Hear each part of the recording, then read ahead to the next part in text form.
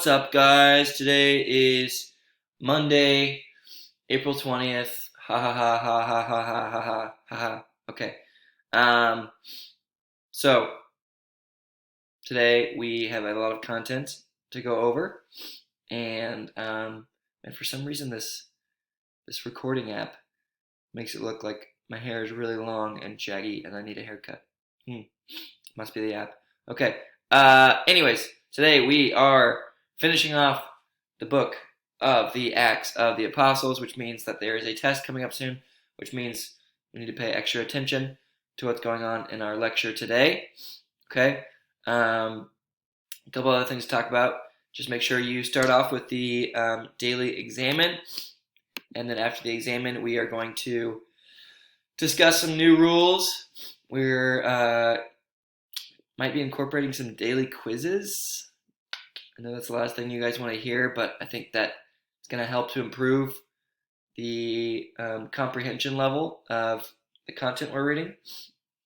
We're going to go over Acts 19, 21, 23, 24, 25, 26, 27, and 28, and your test will be on Wednesday. Okay?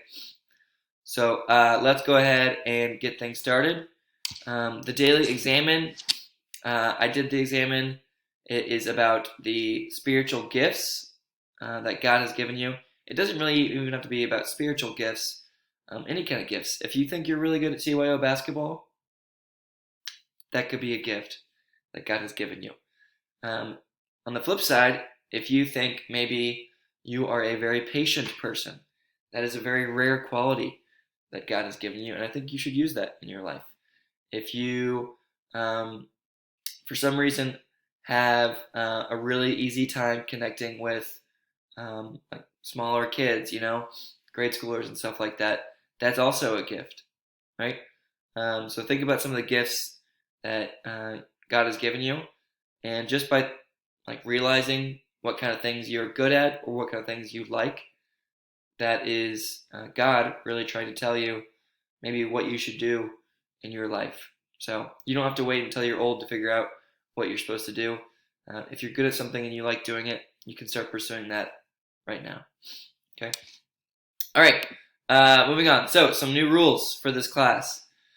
I have a sneaky suspicion based on the Book of John tests that people are not watching my lectures, and this hurts me deeply. Not really. I'm perfectly fine talking to myself, but I really want you guys to be doing better on your tests and getting good grades. So I am going to start incorporating daily quizzes based on the content of the lectures that I give you day to day. Okay, so you will need to complete those by 3 p.m. I'm not going to have a quiz for today's class, right? But starting on the next unit, you should expect quizzes over the lectures. Okay, so it'll just be very simple questions. Like if you watch the lecture, it'll be super easy to get, right? So just expect those. Okay, let's jump into Acts of the Apostles, shall we? Starting with Acts chapter 19. Okay, man, look at that beautiful picture of nature. Gosh, where do you guys think that is? I'm gonna go with Colorado, probably. Okay, so Acts chapter 19, we pick up with kind of this strange incident where Paul is going about and he encounters some followers of John the Baptist. All right, and these John the Baptist followers were like, "Oh yeah, man, we were baptized too. Like, right on. Yeah, baptism's so cool." And Paul says, "I don't think you were really baptized in the same way that we were baptized, because we were baptized with the Holy Spirit, and you were just baptized with water."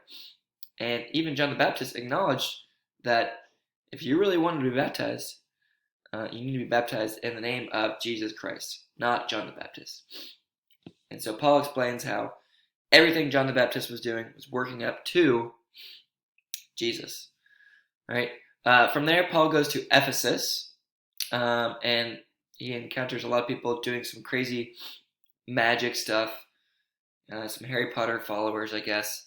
And Paul explains to these people that he has found, right, the way. And from this point on, Christianity in the Acts of the Apostles is described as the way. And when they're explaining it to people, it's like, oh, I'm a follower of the way. Why is it called the way? Well, it kind of goes back to Jewish tradition. It really means that belief, right? This is the only way to gain salvation, right? And so, Israelites, it was very important for Jewish people in the Old Testament to, not intermix with other religions, right? This is the only way to do it. That's what they believed firmly. And if we have any kind of idolatry seeping into our faith, it's not good, right? And we as Catholics believe this as well, right? It's very important that we follow firmly in the teachings of the church, and we're not, even all Christians in general, like, it's important not to believe in Buddha, right?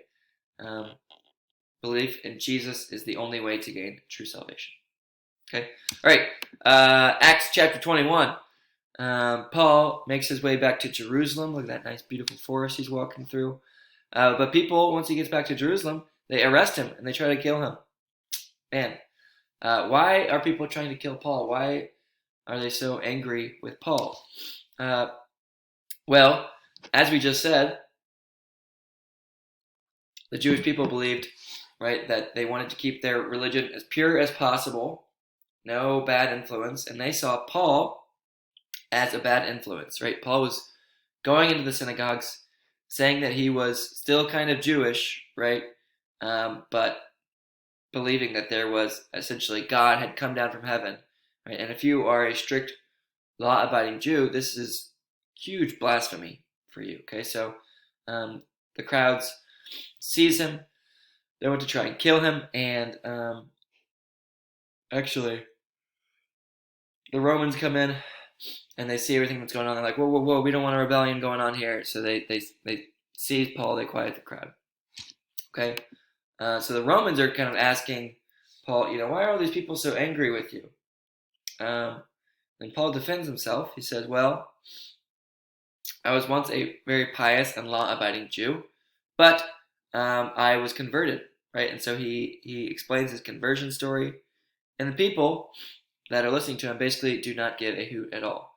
The Romans take him away, and the only reason they end up letting him go is because he is a Roman citizen. That's Acts chapter 22. Whoa, look at that tiger. Holy cow. I only watched one episode of Tiger King. That's all I will say. All right, so Paul is released, and you would think if Paul was a smart guy, he would leave the city completely. I got to get the heck out of here, but no, he stays. Call him an idiot, call him courageous, he stays. All right, he comes back the very next day to the Sanhedrin and tries to defend himself. He wants to try and convert these people. He's not going to try and run away, right? So the very people that are trying to kill him, he wants to convert their hearts. And the Jews just can't handle it. They listen to him. They're like, okay, just leave us for a while. They plot to kill him, right? Paul's nephew overhears and informs Paul, and the Jews imprison Paul, but they make an escape plan to free Paul.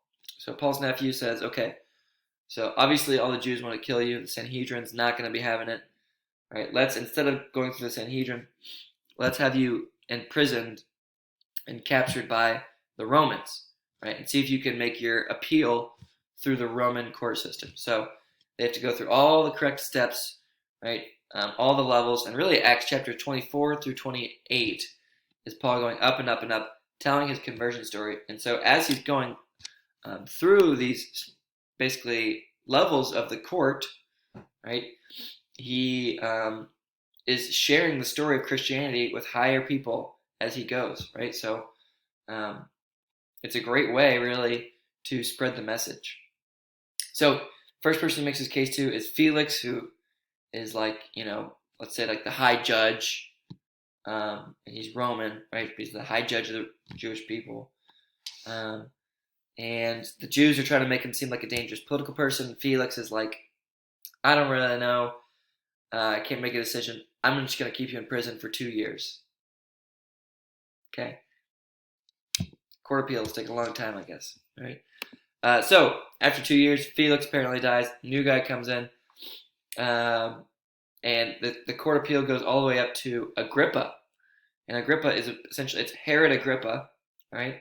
Lots of Herods, and Herod Agrippa is the new king, right, of Judea. This is a Roman-made king. He's just like the Herod of old, right? And Paul explains to him how the gospel is just a fulfillment of the scriptures, right? So Paul is expecting this new Agrippa guy to have knowledge of the scriptures. And Agrippa, after Paul says everything, he asks Paul, are you trying to convert me right now? And Paul responds, yes. And in fact, I would to God that not only you, but also all who hear me this day might become such as I am. Right? So Paul is trying to convert everybody. And that's how he ends Acts chapter 26. In Acts chapter 27, all right, Agrippa, who's the king of Judea, Roman king of Judea, is like, you know what? This is going all the way up to the top. You have got to go appeal to Caesar, King Caesar, right? Who is Caesar over all of, dictator over all of the Roman Empire. So, Acts 27, Paul journeys to Rome. Lots of adventures on the sea, storms, shipwrecks. Spends like an entire chapter talking about how he's like almost on land, but they can't really get to land. Okay, sounds terrible. And then Acts chapter 28, our last chapter, Paul arrives in Rome, starts finding all the Jewish people around Rome and explaining his message. Some people believe him, some people don't.